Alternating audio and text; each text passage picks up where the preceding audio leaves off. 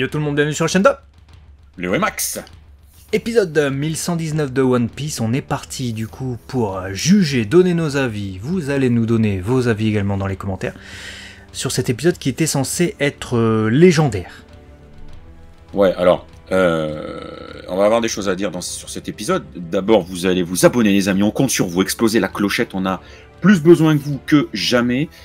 Épisode légendaire, c'est exactement ce qu'on attendait, t'as mis le mot. Je me rappelle que quand on a lu ça en manga, il y a un an, je crois, enfin je sais plus exactement, mais peu importe, ça fait quelques mois pour nous, on s'était dit, oh là là, cet épisode, ils ont pas intérêt à le louper, parce que pour les animés only, on compte sur vous si vous êtes animé only, dites-nous dans les commentaires si vous partagez ce que je vais dire et ce qu'on avait pensé, il faut que ce soit grandiose.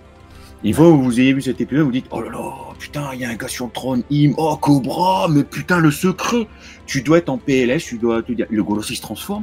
Normalement, tu sors de là, tu dois être, tu sais, en état comme ça, les yeux grands ouverts, en train de regarder dans le vide, qu'est-ce qui s'est passé. C'est un gros chamboulement, normalement, pour One Piece. Et bah, j'ai pas vécu ça. Et ça me fait chier. Ouais, je peux comprendre. C'était un chapitre bouleversant. C'était un gros chapitre hein, quand il y avait eu cette sortie. On était en mode non, c'est ça qui s'est passé. En plus, on l'attendait depuis longtemps. Il y a la révélation de Sabo sur le meurtre de Cobra, le fait que ce soit pas lui, comment Cobra a été tué, le fait que Cobra est vraiment mort en plus, hein, parce que du coup c'est attesté. Im, les révélations sur Lily, la révélation sur la famille Nefertari, les révélations sur le Di, qui est du coup un clan qui était opposé depuis belle lurette à Im. Qui est Im, une personne qui visiblement connaît Lily, en veut à Lily, n'aime pas les Di, beaucoup de révélations finalement. Tout ça, ça tombe dans cet épisode certes. Pour les animés only, du coup, je suis curieux de voir votre réaction. Et vous allez voir la réaction évidemment de deux personnes qui ont lu le manga avant, du coup il y a un an, le chapitre correspondant. Donc on va peut-être pas avoir la même réaction en mode oh putain, découverte et tout. Vu qu'on l'avait découvert en chapitre, c'était bouleversant. Il y avait un truc de fou malade avec ces transformations des membres du Golosé et de Im qui se transforment en entité sombre, un peu démoniaque, satanique même peut-être, hein, avec cette queue du diable qui vient transpercer Cobra. On l'a eu. Maintenant, dans l'exécution, dans ce que ça nous fait ressentir, c'est bizarre de dire ça. Mais avec un épisode animé, donc de l'animation, qui nous véhicule beaucoup plus de vie hein, que des pages figées normalement, ouais. Et ben j'ai eu moins d'émotions et moins de ressenti avec cet épisode qu'avec le manga, le chapitre original. Eh ben écoute, on est deux personnes différentes, on a ressenti la même chose. Je sais pas si ils ont pas mis les moyens nécessaires, s'ils savaient pas comment prendre l'épisode, parce que en tant que tel, ne nous faites pas dire ce qu'on n'a pas dit, l'épisode est correct, il est bien, je veux dire, mais il aurait pas dû être comme tous les autres. C'est le genre d'épisode qui doit être au-dessus, qui doit être marquant pour l'animé de One Piece. T'as pas ce genre d'épisode-là, avec un concentré, comme tu l'as dit, d'informations et de révélations tous les jours. Et je me rappelle qu'on a eu, alors je vais pas retrouver l'épisode, mais si vous avez bonne mémoire, vous vous en souviendrez, mais on a eu des épisodes beaucoup plus sommaires où tu avais les séraphins qui attaquaient, et dans l'exécution, dans le storyboard, la réalisation, il y avait tu vois, des transitions entre l'œil de S-Snake et puis celui de S-Hawk. Il y avait les fameux plans couilles, mais donc tu as la caméra qui vit avec l'action. Et c'est des trucs de Franky. Voilà, ouais. Non mais voilà, mais je veux dire, tu vois, mais c'est bête, mais c'est une caméra qui est en mouvement et qui crée quelque chose de différent d'habitude. Et ne parlons pas du combat de Rob Lucci contre Luffy qui a sublimé incroyablement ce qui se passait en manga. Donc je m'étais dit, my God, sinon ce regard expert, je parle des membres du staff, pour rehausser ce qu'on a en manga, mais ils vont nous trouver des dingueries. On va être en transe, on devrait avoir peur à l'issue de cet épisode. On aurait dû sentir plus de danger, plus de... Même dans le jeu de caméra, les trucs et tout. Bah, pas plus que ça. J'ai eu quelques belles animations. Je voulais pas ci et là de Shida, notamment au moment de l'empalement et tout. Alors c'est beau, c'est bien exécuté, mais... Je sais pas, il m'a manqué cette noirceur absolue que doit dégager ces épisodes, une ambiance malsaine qui fait que tu te dises, lui, c'est pas un gars lambda, c'est le big boss du game. Voilà, c'est pas un gars, voilà, c'est le méchant, on fait un combat, la bagarre, c'est fini. Et je trouve ça triste en fait, que ce soit même sa transformation. Tu sais, quand il descend transformé du trône et tout, je trouvais pas. J'ai fait, ah, c'est ça. Ouais, je suis d'accord. Je sais pas. Je suis très. Comment dire, je sais pas comment le prendre en fait cet épisode. C'est un bon épisode, hein. Il y a eu. Voilà, l'exécution, Ouais. elle est propre pour un épisode normal, mais c'est pas un épisode normal. Pour moi, ça devait être un épisode légendaire. J'aurais même préféré que toute l'exécution magnifique qu'ils ont mis dans les combats contre Rob Lucci, qui est un combat extrêmement secondaire, qui dure quelques cases, quelques pages dans le manga, j'aurais préféré qu'ils le mettent là. Parce que c'est cet épisode-là qui devait être l'épisode légendaire. La révélation. Im sur le trône. Im qui parle, on a sa voix. Là, cette fois, on a des vraies phrases, on n'a pas que Lily. Et effectivement, c'est difficile de savoir si c'est un homme ou une femme. On sait toujours pas.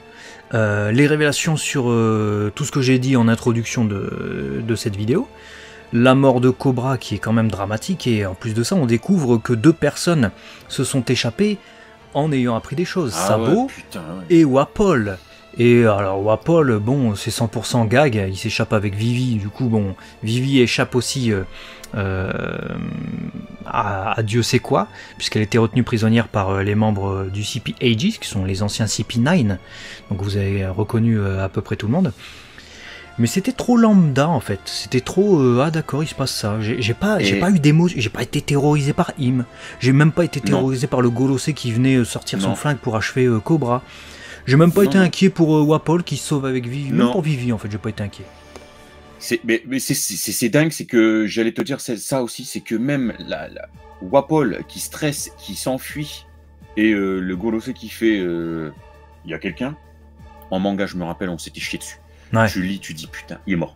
Il est mort, il va se tuer Wapol. Il est mort.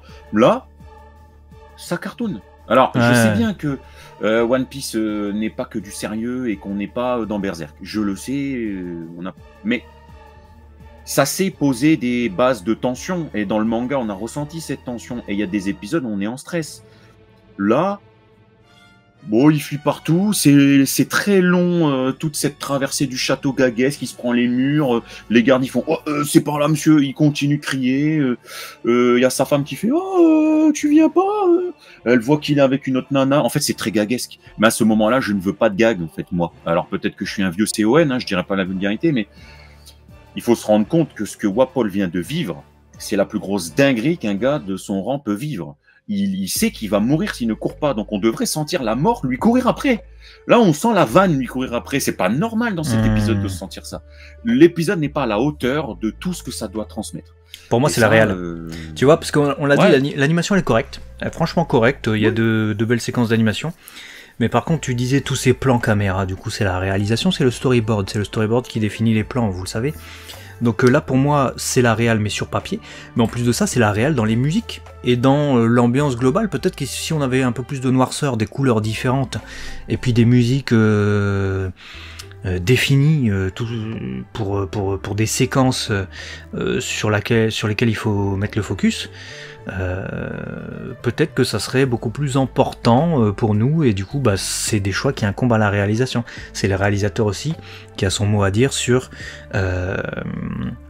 les décors, le ton à employer visuellement, et également le placement des musiques. C'est qu'il y a une sélection musicale, le réal il peut dire moi je veux des thèmes plus sombres. Donc pour moi c'est la réal qui est aux fraises sur cet épisode. Ça aurait dû être un épisode de The épisode en fait. The épisode des même du début de l'arc Egghead en fait. Sans déconner. Ouais, non, mais sans déconner, je suis d'accord avec toi. Moi, je partage. Je me demande même si, tu vois, ça, l'anime est là pour adapter. Je me demande même s'ils auraient dû entrecouper ces moments de tension et de stress absolu dans la première partie avec les moments de gag, les moments de réunion, avec le moment où ils sont dehors, le frère de Shirahoshi qui fait « Ouais, t'as qu'à danser pour te remettre les épaules droites et tout ». Je suis pas sûr que dans cet épisode, on a besoin d'avoir un épisode de 20 minutes, et encore 20 minutes, allez, 17, 18, hein, on est besoin d'être sorti par du gag et par de la haute lumière, parce que dehors il fait très clair. J'aurais préféré un épisode 100% enfermé dans le château, la fuite de Wapol, et puis limite l'épisode d'après tu commences et tu me fais un récap de tous ces trucs là si tu veux. J'avoue que on aurait compris. Si on prend un angle claustro, où on est vraiment enfermé dans le château en huis clos, dans la salle même carrément, j'ai envie de dire, et on a juste la fuite à la fin. C'est là, ça aurait renforcé totalement la noirceur, parce que tu es enfermé dans la salle, tu peux pas fuir, ou c'est avec difficulté et non sans te faire transpercer.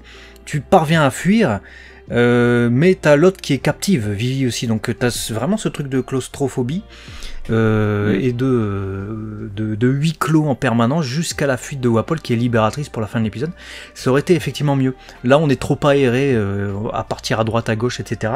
Ou alors, il aurait fallu construire l'épisode différemment, c'est-à-dire que toutes ces scènes en extérieur se passent dans les 2 premières minutes de l'épisode. Et plus t'avances dans l'épisode, plus c'est claustro, jusqu'à la libération finale avec Wapol qui court, qui traverse les murs en les mâchant. Il a le fruit qui lui permet de manger tout ce qu'il veut et de même transformer son corps.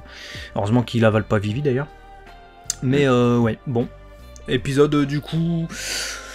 Ouais, alors que c'était censé être un épisode pour nous, annonciateur comme légendaire, et puis sur les révélations... j'en ai touché quelques mots tout à l'heure, je sais pas si tu as quelque chose à ajouter par rapport à ça. Non, les révélations, on les avait bien développées lors des lives, des chapitres, mais les révélations sont ce qu'elles sont, vous en faites pas, on aura l'occasion de revenir dessus de toute façon, parce que là, c'est que le début. Mais là, quitte à analyser cet épisode, j'avais vraiment envie de faire un focus sur l'exécution, l'adaptation qui est... C'est malheureux, je suis très triste en fait de vous dire ça, mais qui est aux fraises. Voilà, c'est un épisode normal. On aurait dû ressentir. Mais oui, c'est pas ça qu'on aurait dû ressentir, effectivement. Mais c'est pas normal. Dites-nous ce que vous en avez pensé, voilà du coup pour notre petit avis sur cet épisode. On espère que les prochains seront au rendez-vous, mais vraiment en termes d'intensité, il y a des trucs à faire. A très vite en tout cas, on a hâte de voir ce que vont devenir Vivi ou Wapol, qui sont maintenant les nouveaux héros. Et Sabo, on sait ce qu'il est devenu, à voir comment il a été soigné aussi, parce qu'il s'est fait transpercer le gars. Putain, c'est vrai, il s'est fait transpercer aussi. On a hâte de découvrir ça. Si vous êtes abonnés, vous aurez la suite de nos analyses. On vous fait des bisous et on se dit à très vite sur la chaîne 2. Et ouais Max, à la prochaine. Allez, ciao les amis.